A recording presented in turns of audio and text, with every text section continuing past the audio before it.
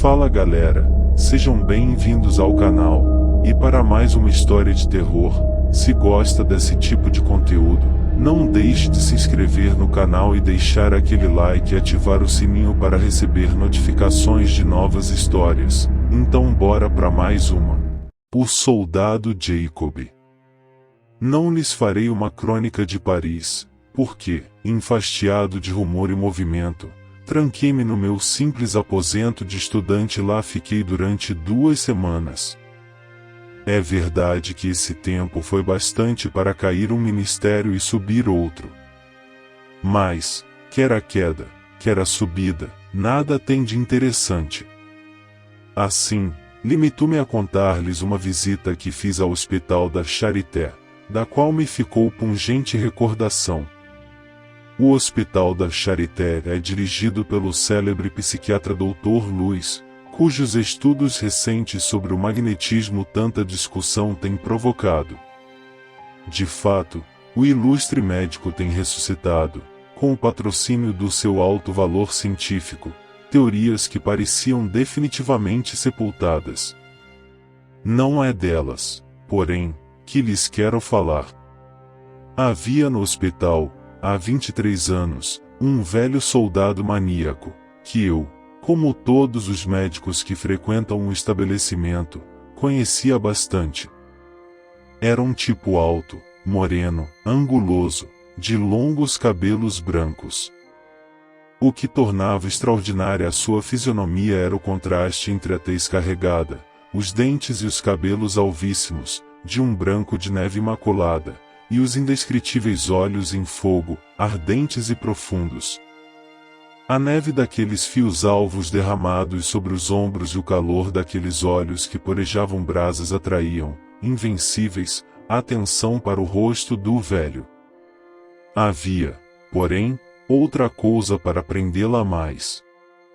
Constantemente, um gesto brusco e mecânico, andando ou parado, os seus braços encolhiam-se e estendiam-se, nervosos, repetindo alguma coisa que parecia constantemente querer cair para cima dele. Era um movimento de máquina, um solavanco rítmico de pistão, contraindo-se e distendendo-se, regular e automaticamente. Sentia-se bem, a mais simples expressão, que o velho tinha diante de si um fantasma qualquer, alucinação do seu cérebro demente, e forcejava por afastá-la. Às vezes, quando os seus gestos eram mais bruscos, o rosto assumia um paroxismo tal de pavor, que ninguém se furtava à impressão terrificante de tal cena. Os cabelos ouriçavam-se sobre a sua cabeça, era um fenômeno tão francamente visível, que nós o seguíamos com os olhos, e de todas as rugas daquele rosto amorenado desprendia-se um tal influxo de pavor e a face lhe tremia de tal sorte, que, na sua passagem, bruscamente, fazia-se um silêncio de morte. Os que entram pela primeira vez em uma clínica de moléstias mentais têm a pergunta fácil. Vendo fisionomias estranhas e curiosas, tiques e manias que julgam raras, multiplicam as interrogações, querendo tudo saber, tudo indagar. Geralmente as explicações são simples e parecem desarrazoadas. Uma mulher que se expande em longas frases de paixão e arrulha e geme soluços de amor, com grandes atitudes dramáticas, em todos calculam, ao vê-la, que houve talvez, como causa de sua loucura, algum drama pungentíssimo.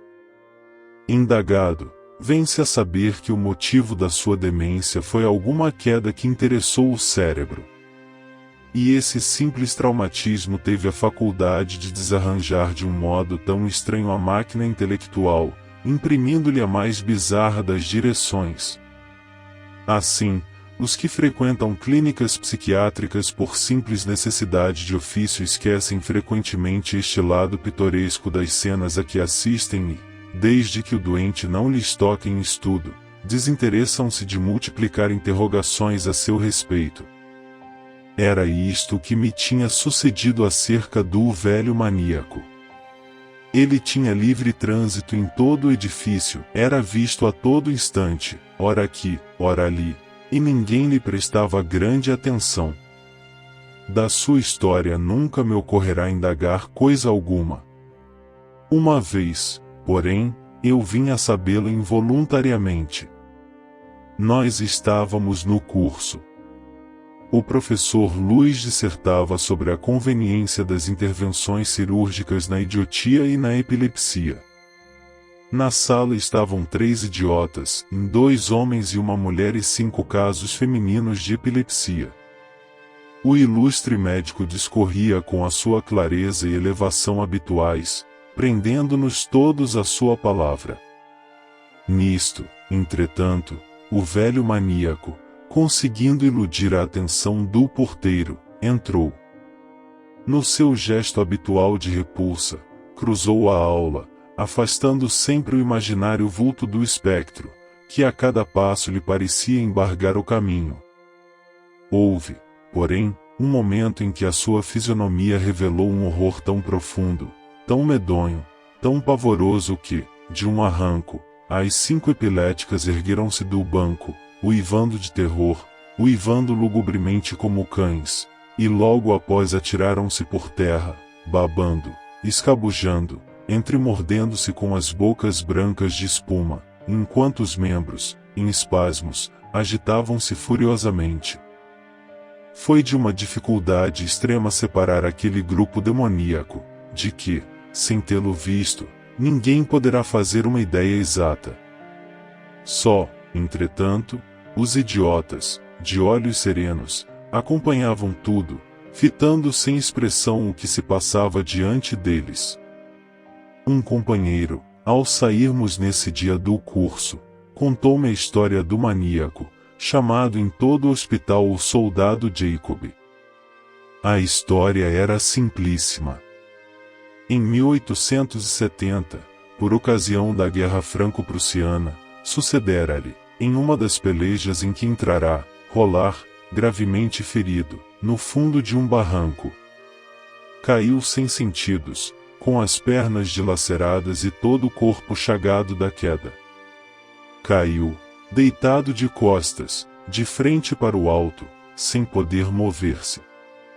Ao voltar a si, viu, porém, que tinha sobre si um cadáver, que, pela pior das circunstâncias, estava deitado justamente sobre seu corpo, rosto a rosto, frente a frente. Era 20 metros ou mais abaixo do nível da estrada. O barranco constituía um extremo afunilado, do qual não havia meio de fugir. Não se podia afastar o defunto.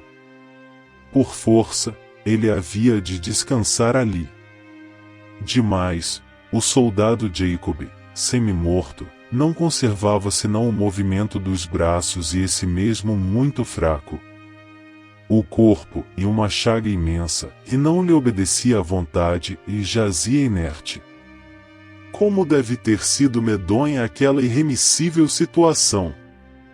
Ao princípio, cobrando um pouco de esperança, ele procurou ver se o outro não estaria apenas desmaiado, e sacudiu-o vigorosamente, e com o fraco vigor dos seus pobres braços tão feridos.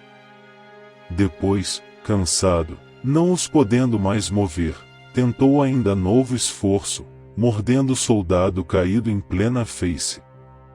Sentiu, com uma repugnância de nojo sem nome, a carne fria e viscosa do morto, e ficou com a boca cheia de fios grossos da barba do defunto, que se haviam desprendido.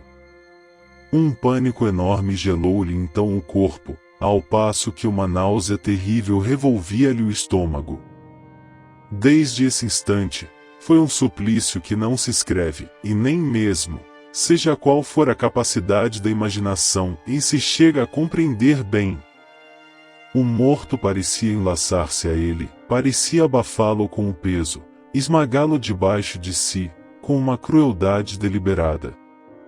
Os olhos vítreos abriam-se sobre os seus olhos, arregalados em uma expressão sem nome.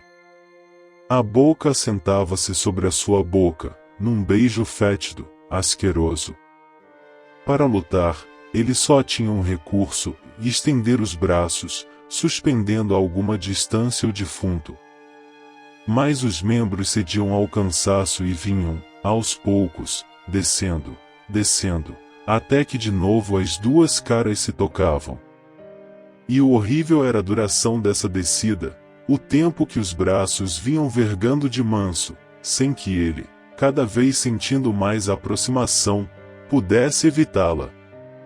Os olhos do cadáver pareciam ter uma expressão de mofa. Na boca, via-se a língua empastada, entre coalhos negros de sangue, e a boca parecia ter um sorriso hediondo de ironia. Quanto durou esta peleja? Poucas horas talvez, para quem as pudesse contar friamente, longe dali. Para ele, foram eternidades. O cadáver teve, entretanto, tempo de começar a sua decomposição. Da boca, primeiro as gotas e depois em fio, começou a escorrer uma baba esquálida, um líquido infecto e sufocante que molhava a barba, a face e os olhos do soldado, deitado sempre, e cada vez mais forçosamente móvel, não só pelas feridas, como também pelo terror, de instante em instante mais profundo. Como o salvaram? Por acaso?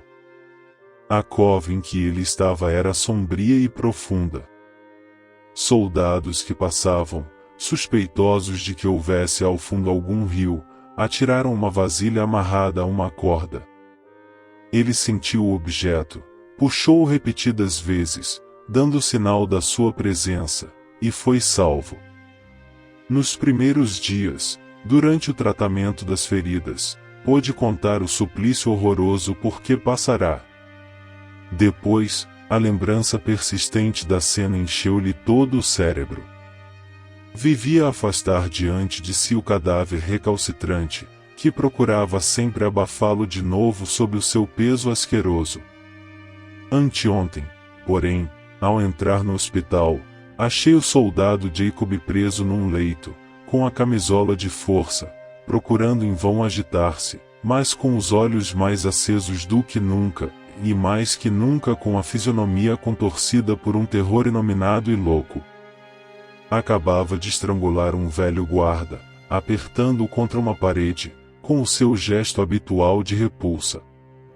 Arrancaram-lhe a vítima das mãos assassinas, inteiramente inerte e morta, e sem que tivesse podido proferir uma só palavra. Fim. Se gostou, deixe o like e não esqueça de se inscrever no canal.